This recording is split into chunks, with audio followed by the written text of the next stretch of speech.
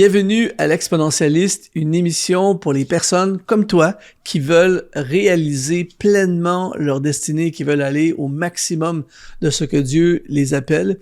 Et aujourd'hui, justement, on va parler de destinée. On va parler de ta destinée dépasse tes capacités. Ta destinée est plus grande que les capacités que tu as aujourd'hui ou les capacités que tu penses avoir. Et donc, je t'invite à rester jusqu'à la fin de cette émission parce que je vais t'expliquer et te montrer bibliquement comment ce n'est pas grave d'être dépassé. Partout dans la parole de Dieu, on voit des hommes et des femmes qui ont été dépassés. Et donc, si tu te sens dépassé aujourd'hui, c'est tout à fait normal.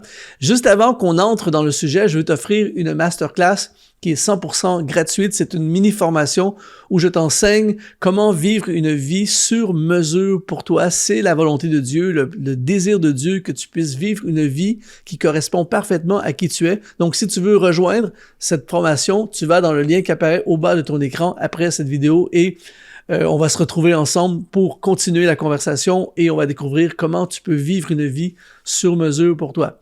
Souvent, je rencontre des gens qui me disent « Ah Luc, je ne suis pas capable, je sens que Dieu m'appelle à faire certaines choses, il y a des choses qui brûlent dans mon cœur, mais je me sens complètement dépassé, je me sens pas à la hauteur. » Eh bien, bienvenue dans le club. Et l'apôtre Paul faisait partie de ce club également. Il dit dans 2 Corinthiens chapitre 12 au verset 10, il dit « C'est pourquoi je me plais ». Il n'a pas un discours normal. Écoute bien ceci. Je me plais dans les faiblesses, dans les outrages et dans les calamités, dans les persécutions et dans les détresses pour Christ, car quand je suis faible, c'est alors que je suis fort.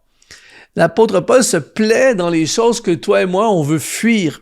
Il se plaît là-dedans parce qu'il sait que quand il est dépassé, il sait que c'est là qu'il devient puissant. Pourquoi? Parce que quand tu es dépassé, c'est Dieu qui prend le relais. Et c'est là que tu vois la main de Dieu comme jamais. C'est là que tu vois le miraculeux comme jamais dans ta vie. Alors, je vais établir ça tout de suite en commençant. Pour accomplir pleinement la destinée, le plan que Dieu a prévu pour notre vie, ça implique d'être dépassé. Il faut qu'on soit dépassé. Il y aura des moments où on sera dépassé, c'est tout à fait normal. Par exemple, dans la Bible, on voit que Gédéon a été dépassé. Si tu étudies la vie de ce personnage, ce juge de l'Ancien Testament, eh bien, tu vas t'apercevoir que le gars, il a été complètement... En fait, Dieu l'a envoyé dans quelque chose qui le dépassait complètement. On lit dans Juge, chapitre 6, au verset 12.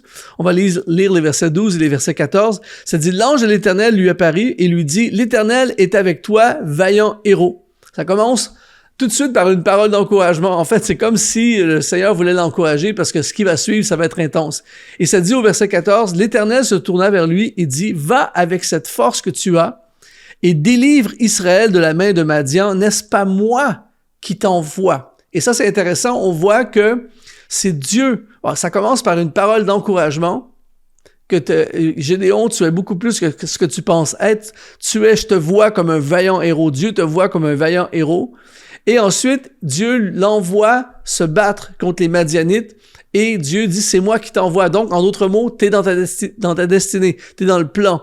Il faut comprendre que les Madianites persécutaient le peuple d'Israël. Ça faisait 7 années d'oppression, c'est intolérable. Et tout à coup, l'ange de l'Éternel va demander, là, on n'a pas lu tous les passages aujourd'hui, mais va demander, et ça, c'est un principe que tu dois absolument comprendre si tu veux réaliser ta destinée et que tu fais face à une situation qui te dépasse. Il y a un principe très important qui est la clé, en fait, de toute chose. C'est que Dieu va toujours te demander quelque chose que tu n'es pas capable de faire, en d'autres mots, qui te dépasse, mais il va en même temps te demander quelque chose que tu es capable de faire. Et notre problème, c'est que souvent, on se focalise tellement sur qu'est-ce qu'on n'est pas capable de faire qu'on oublie de faire ce que l'on est capable de faire. Et là, Dieu va lui demander, au travers de son ange, va lui demander d'abattre la statue de Baal. C'est-à-dire que il y a comme une malédiction sur le peuple, tout ça, les Madianites dominent, il y a une oppression, et les gens se sont tournés vers des faux dieux, dont le Baal, et les gens sont en adoration devant cette statue, et Dieu dit, on va commencer par, avant de régler le problème, on va régler ce problème, et je te demande, Gédéon, d'aller abattre cette statue. Donc, Gédéon est capable de faire ça. Ça demande un peu de courage, ça risque de créer peut-être quelque chose dans la communauté, mais tu es capable de faire ça. Donc, il va abattre, il va faire quelque chose qui est capable. Ensuite, Dieu, dans son sens de l'humour, si je peux utiliser ce terme, Dieu veut garder la gloire pour lui. Alors, ce qu'il va dire à Gédéon, c'est que tu vas te débarrasser d'une partie de ton armée, et à la fin, il se retrouve avec 300 soldats pour aller affronter un adversaire démesurément plus nombreux. Afin que, justement, Gédéon ne pourra pas dire à la fin, ben c'est moi, j'étais un bon guerrier, j'avais une bonne stratégie, puis grâce à mes talents. Non, il est dépassé. Il est dépassé. Donc, il va faire quelque chose qu'il est capable de faire, et ensuite, il va entrer dans quelque chose qui le dépasse, et c'est là que Dieu va entrer en scène. Et c'est la même chose pour toi dans ta vie. Si Dieu t'appelle à quelque chose, si Dieu t'envoie vers quelque chose, il veut que tu retournes à l'université, ou bien il veut que tu fasses des études, il veut que tu ailles étudier dans un autre pays, il veut que tu démarres une église, il t'appelle à lancer un ministère, il t'appelle à démarrer une entreprise alors que tu n'as pas d'argent, tout ça. Quelque chose qui te dépasse, ne panique pas. Concentre-toi aujourd'hui sur ce que tu es capable de faire et laisse Dieu s'occuper de ce qui te dépasse. Parle-en à Josué. La deuxième, on a vu Gédéon, maintenant Josué, lui aussi, il a été complètement dépassé. Josué était dans l'ombre du grand célèbre Moïse. C'est facile quand tu es dans l'ombre d'un autre, toute la pression était sur Moïse et Moïse va mourir et tout à coup la pression tombe sur Josué et c'est pour ça que Dieu va lui dire dans Josué chapitre 1 verset 9, il dit à Josué, ne t'ai-je pas donné cet ordre? Là, c'est pas quelque chose d'optionnel, c'est pas si ça te tente, Josué. Non, ne t'ai-je pas donné cet ordre? Fortifie-toi et prends courage.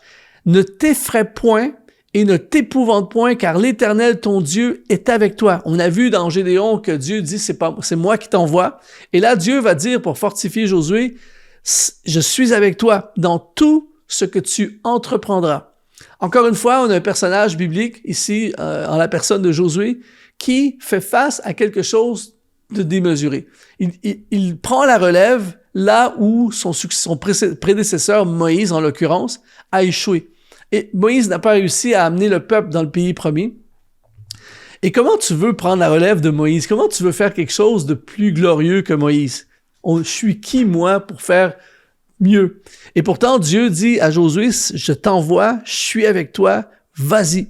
Et encore une fois, pareil comme Gédéon, au lieu de se focaliser sur ce qu'il n'est pas capable de faire, en l'occurrence, et faire tomber la muraille de Jéricho, Josué va se concentrer sur ce qu'il est capable de faire le tour de la ville pendant 7 jours. Ça, on est capable. Peut-être qu'on va être humilié à le faire, peut-être je vais passer pour un fou à faire quelque chose comme ça, mais je suis capable de marcher autour de la ville. Et alors qu'il se concentre à faire ce qu'il est capable de faire, encore une fois, Dieu va s'occuper de ce qui le dépasse. La forteresse, le 7e jour, va surnaturellement s'effondrer et ils vont prendre possession du pays promis. C'est la même chose pour toi.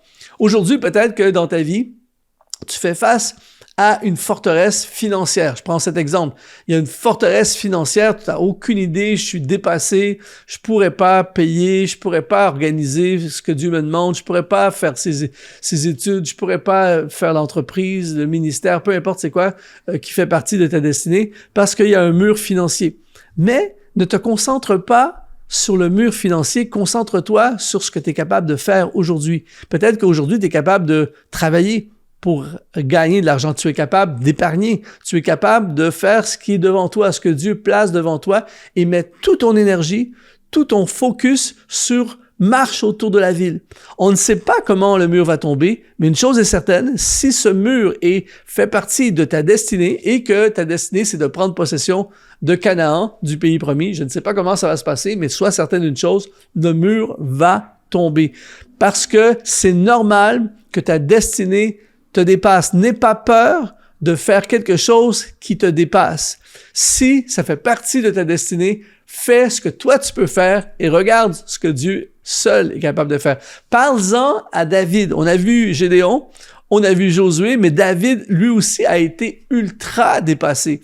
Imagine, tu es un berger, un joueur de harpe, un musicien, personne te connaît sauf ta famille ou ton entourage très proche, et il y a un roi qui est déjà roi, qui est assis sur le trône, et toi, tu vas être son successeur, t'as pas de sang royal, t'as aucune aptitude, il n'y a pas d'école pour devenir le prochain roi, et pourtant c'est toi qui vas le devenir. C'est quelque chose qui dépasse. Et pourtant, on lit dans 1 Samuel chapitre 16, au verset 1, l'Éternel dit à Samuel, « Quand cesseras-tu de pleurer sur Saül? Je l'ai rejeté, afin qu'il ne règne plus sur Israël. Remplis ta corne d'huile et va, je t'enverrai chez Isaïe Bethléemite, car j'ai vu parmi ses fils, voici le punch, j'ai vu parmi ses fils celui que je désire pour roi. » Ce n'est pas n'importe qui dit ça, c'est Dieu qui parle au travers à son prophète Samuel.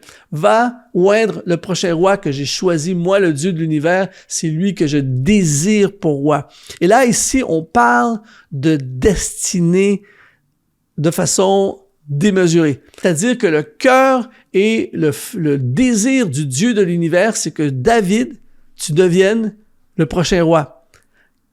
Quand c'est le désir de Dieu, c'est pas négociable. C'est sûr que ça va arriver. Et donc, Dieu, quand il regarde à ta vie, eh bien, il pense la même chose. C'est toi qu'il désire pour quelque chose d'autre. C'est toi qu'il désire pour pasteur de cette église. C'est toi qu'il désire pour chef de cette entreprise. C'est toi qu'il désire pour aller étudier dans tel domaine d'activité. C'est toi qu'il désire pour prendre responsabilité du département de louange à ton église. C'est toi qu'il désire pour diffuser ton ministère dans les nations. Et là, je prends toutes sortes d'exemples. Ça peut être des trucs spectaculaires comme ça peut être des trucs très simples. Mais si Dieu le désire, ça n'a plus d'importance que tu sois dépassé. David est profondément dépassé. Pourtant, le prophète va se rendre jusqu'à lui, le oindre, et par la suite, il y a une réaction en chaîne de choses miraculeuses, accompagnées de beaucoup de difficultés. Il a été constamment dépassé. Devant Goliath, David est dépassé. Devant le roi Saül qui est jaloux de lui et David doit s'enfuir, il est dépassé. Mais à chaque fois, si tu regardes bien l'histoire, à chaque fois, David est focalisé sur ce qu'il est capable de faire. Il se concentre sur ce qu'il est capable de faire. Alors peut-être que toi aussi tu es comme David, tu as reçu des grandes promesses de la part de Dieu. Peut-être que ça fait des années qu'il y a des choses qui brûlent dans ton cœur, mais à chaque fois que tu veux te lancer, il y a toujours ce sentiment, je suis dépassé. C'est trop grand pour moi. Je n'ai pas les diplômes pour ça.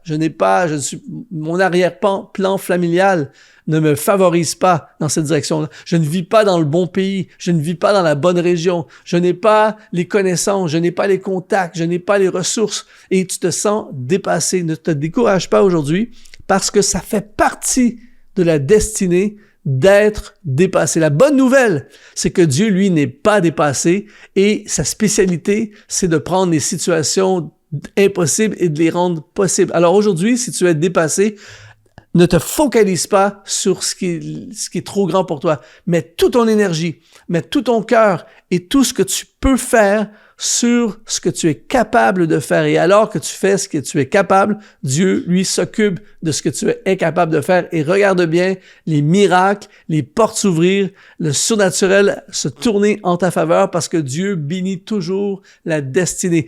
Quand tu marches dans ce que Dieu désire pour toi et que tu fais ce que tu es capable de faire, eh bien, il y a une réaction en chaîne de miraculeux qui arrive. Alors, j'ai hâte de voir ce que Dieu va faire avec ta vie. Alors, si tu as été inspiré, ça t'a parlé aujourd'hui, eh bien, on continue ensemble, si tu le veux bien, dans la formation gratuite. Comment vivre une vie sur mesure pour toi? C'est le lien qui apparaît au bas de l'écran et je te donne rendez-vous dans cette masterclass. Ici Luc Dumont, sois exponentialisé.